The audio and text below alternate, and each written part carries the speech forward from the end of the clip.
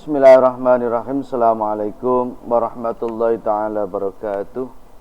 Bismillah, alhamdulillah, wassalatu wassalamu ala rasulillah Muhammad ibn Abdullah wa ala alihi wa ashabihi wa man tabi'a hudah. La hawla wa la quwata illa billah, amma ba'du. Kepada para pendengar yang dirahmati oleh Allah subhanahu wa ta'ala, pada minggu yang sebelumnya kita telah membahas tentang fadilah fi syahri Sya'ban al-Mu'azzam, yaitu tentang keutamaan bulan Sya'ban yang begitu mulia. Pada pertemuan kemarin kita telah membahas satu hadis yang diriwayatkan oleh Anas bin Malik. Maka dari hadis itu kemarin kita sudah mengetahui ya, innallaha ta'ala khalaqa bahran min nuri tahtil arsy summa khalaqa malikan lahu janahan ahaduhuma bil masyriqi wal akhar bil maghrib wa ra'suhu tahtal arsy wa rijlahu tahtal ardi as-sabi'ah. Ini oke, selanjutnya kita melanjutkan dari hadis Anas bin Malik. Kemarin sudah sampai batasan min kitab Zabadatul Wa'idin. Kemudian kita melanjutkan kila dan ngendikaake Allahu Gusti Allah, Allahu utawi Gusti Allah iku latifun dat kang welas ya. Iku latifun dat kang welas bihim kelawan ibad bil azraqi kelawan pira-pira rezeki. Ini artinya kalau kita melihat dari firman Allah Subhanahu wa taala di atas, Allahu latifum bi ibadihi yarzuqu may yasha'u wa huwal qawiyyul aziz man kana yuridu harsal akhirah. Terus lanjutannya nazid lahu fi harsi wa man kana yuridu harsad dunya nu'tihi minha wa ma lahu fil akhirati min nasib. Ini masih ada hubungannya ayat tersebut dengan ini, karena kil itu satu pendapat bahwa Allah itu zat yang maha lembut, Allah itu zat yang maha lembut, zat yang berbelas kasihan kepada siapa? Kepada hambanya dengan bil azraq, yaitu memberikan rezeki. Lah bayanya apa? Bil azraq minat thayyibati, yaitu dari rezeki yang baik ya, dari rezeki yang baik. Walam tudfa lan ora den tampakake apa azraq ilaihim maring abad jumlatan halikum lengan. Artinya apa? Allah memberikan rezeki kepada manusia itu tidak secara gelondong, secara tafsil terperinci, diberikan secara bertahap, sedikit-sedikit, tidak langsung ini orang ini takdirnya dia itu menjadi orang kaya, maka Allah itu memberikan dia itu rezeki yang banyak. Tidak, tapi dengan cara bertahap, sedikit-sedikit, nanti lama-lama dia itu akan menjadi banyak. Tidak langsung memberikan secara gelondongan, tidak. Wakilalan dan ngendikaake Allahu latifum bi'ibadihi, yakni yarhamu man la yarham nafsuhu bil inayah war rahmah wa bisyauqi ila ta'atihi. Nah, ini yang perlu kita perhatikan ya. Yakni yarhamu walas sapa man ya, ya'lamu walas sapa Allah. Nih. Ila tadi mau. Yakni maksudnya Allahu latifum bi ibadihi ya. Yakni mertelaake yarhamu melas sapa Allah man ing wong. Jadi Gusti Allah ki melas ndelok kawulane. La yarhamu kang ora welas sapa man.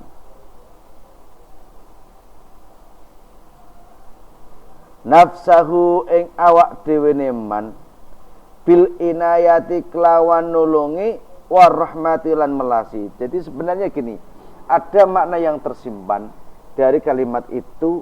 Allah itu melihat hambanya yang pelit, sebenarnya Allah itu melas. Artinya apa? Ketika ada seorang hamba yang di situ dia tidak mau berbelas kasihan kepada dirinya sendiri, Allah itu merasa kasihan. Artinya apa? Ketika seseorang itu dia itu mau berbelas kasih kepada orang lain, bahkan dia juga berbelas kasih kepada dirinya, maka dia termasuk orang yang beruntung. Akan tetapi ketika ya Allah melihat orang yang tidak mau berbelas kasih dengan dirinya, tidak mau menolong dirinya, warahmah, dan juga tidak mau menolong orang lain. Di sini Allahu yarhamu man la yarham nafsa bil inayah.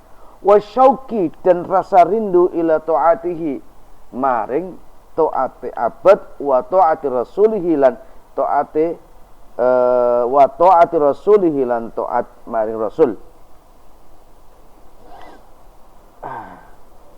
Terus ba'da ruju'i ing dalem sawuse bali an sifatil munafikina, saking sifate wong munafik kabeh.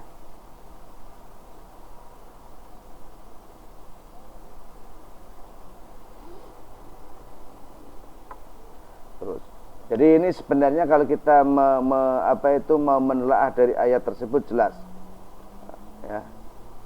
Allahu latifum bi ibadihi. Terus wakilalan dan ngendikaake Allahu latifum bi ibadihi, yakni yarhamut taibina, yarhamu melasi sapa Allah at-taibina, wong sing padha gelem tobat. Jadi Gusti Allah itu kalau melihat orang yang tobat, itu Allah itu belas kasihan. Tobat al-mustaghfirina, tegese wong sing padha njaluk ngapura. Jadi Gusti Allah ki seneng, Gusti Allah iku remen ya, suka terhadap orang yang meminta maaf, mengakui kesalahan kepadanya. Jadi Allah itu sangat ridho dan sangat senang sekali kalau namanya itu dipanggil oleh hambanya. Makanya penyesalan orang yang melakukan maksiat itu ibadahnya lebih baik dibandingkan orang yang taat, tapi merasa bahwa dirinya itu sudah benar. Ini loh. Kemudian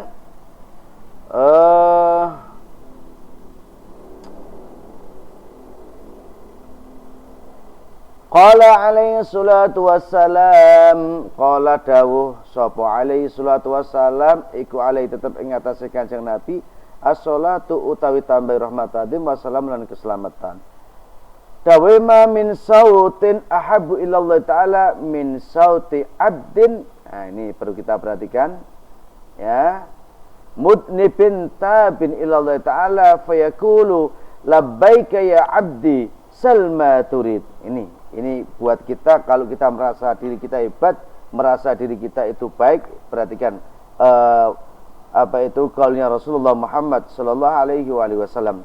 Ma min sautin, ora ana saking swara ahabbu kang luwih den senengi ilallahi munggi Gusti Allah Ta'ala halimahulur sapa Allah min sauti abdin mutnibin tinimbang suarane kawula, suarane hamba mutnibin kang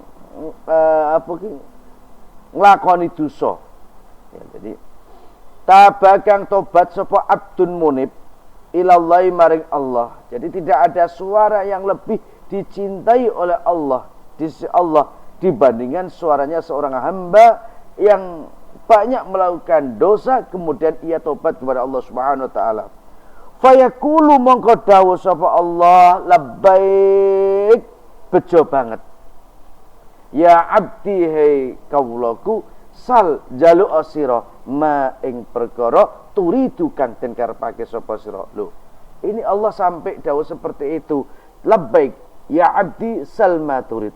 Disinilah karena apa? Orang yang merasa bahwa dia melakukan dosa, orang yang merasa bahwa apa yang ia lakukan itu salah, sehingga ketika ia minta ampunan kepada Allah, ketika dia benar-benar merasa bahwa dirinya itu banyak melakukan dosa, banyak melakukan kesalahan, maka rasa wusulnya dia, ikatan hatinya dia di dalam kalbunya itu nyambung terhadap Allah Subhanahu wa taala.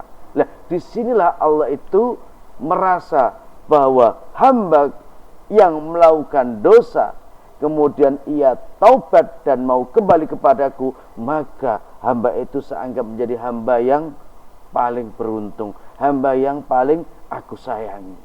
Karena apa? Dengan taubatan nasuhanya dia berarti setelah itu dia termasuk orang yang taat kepadaku, orang yang selalu mengingatku, bahkan menyebut namaku setiap waktu, dimanapun kondisinya, ia akan selalu mengenangku dan akan selalu menyebut-nyebut aku.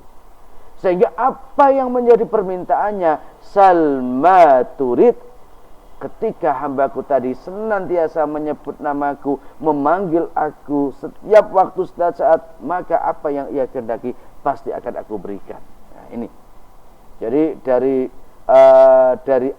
dua ayat ini sebenarnya kalau kita komparkan ya dengan dengan seorang hamba yang mana ketika melihat dari ayat Allah latifum bi ibadihi yarzuqu may yasha, di sini jelas Allah itu sebenarnya menghendaki bagi siapa saja yang Allah kehendaki untuk diberikan rezeki. Jelas itu.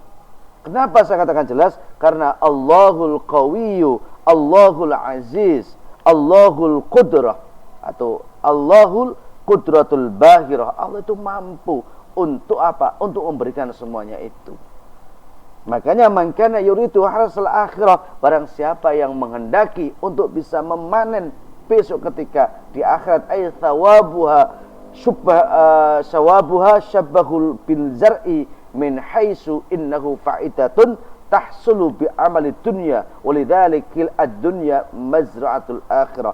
Artinya apa? Bahwa ketika dia menghendaki kebahagiaan besok ketika di akhirat, maka dunia jadikan ladang untuk beramal, jadikanlah ladang untuk menanam kebaikan, maka kamu akan menanam benih itu, menanam hasil itu, menanam apa yang kamu tanam, memanen besok ketika di akhirat nanti. Nazid lahu fi harsih. Makanya apa? Nazid, maka Allah pun akan memberikan ya, memberikan apa yang ia cari itu besok di akhirat. Fanu'tihi bil wahidati ashron ila sab'i mi'atin fama fawquha. Ini.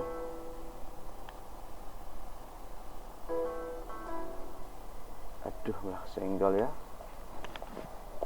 Oke, lalu kok. Assalamualaikum warahmatullahi wabarakatuh.